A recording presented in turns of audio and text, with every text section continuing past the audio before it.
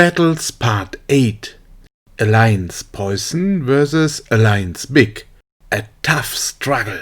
The 2nd of December was marked by a tough struggle.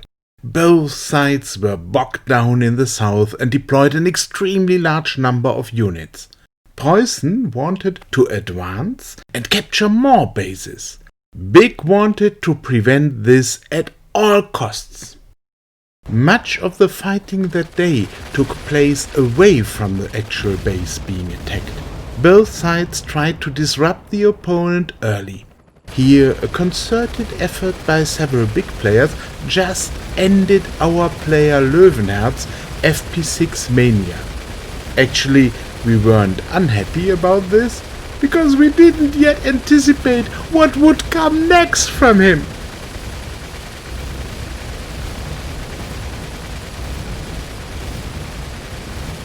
Both sides deployed trains, but it wasn't so much a battle of trains as it was a battle of units deployed to stop trains.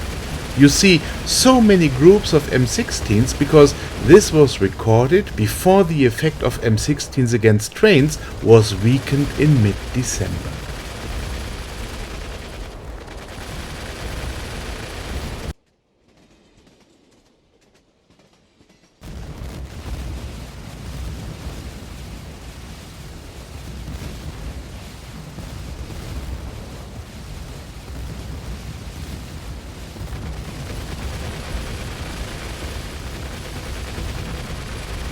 Whenever BIG realized which base we had just targeted, there was a volume of material brought up that was hard to break. Helicopters, T-28s, M16s, FP6, Katyushas, Mauls and Willys were the preferred groups of BIG. It was a healthy mix of units that really make it hard for the attacker at a base.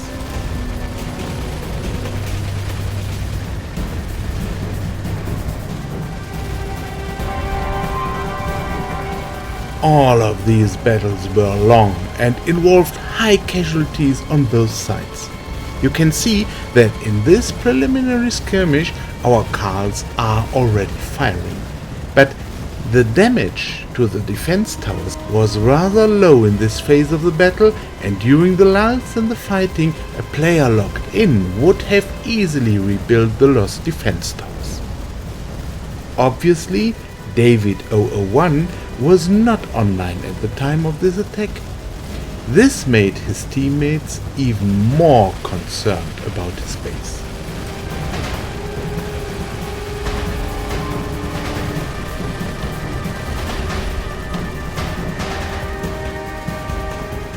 Again, you can see how hard it was for us to clear the apron of the base.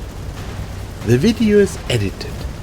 In the recorded footage, this phase was more than 20 minutes long, with many pauses in the fighting.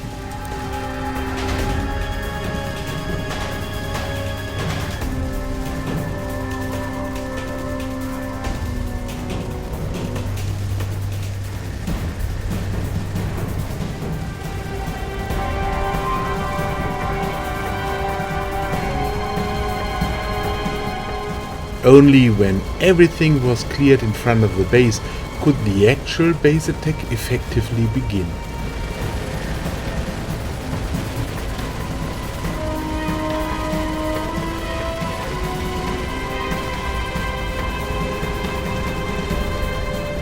Even now, the attack was massively disrupted again and again.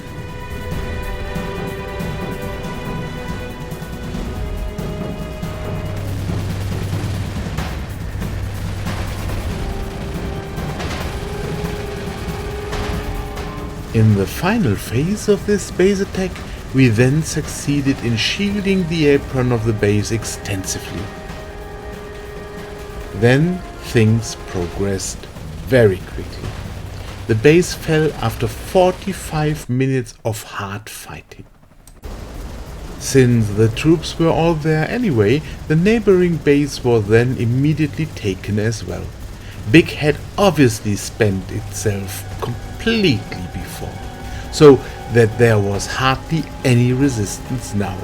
We simply had to take advantage of this opportunity. Thus, we had captured two important bases on the railroad line. While we were happy to be able to capture the base of Pinasco without any opposition, Big rolled in supplies and built up everything in front of the neighboring base to defend it. This meant that we were already facing the next tough battle. It would certainly not be any easier than today's battles. Once again, it's worth comparing before and after.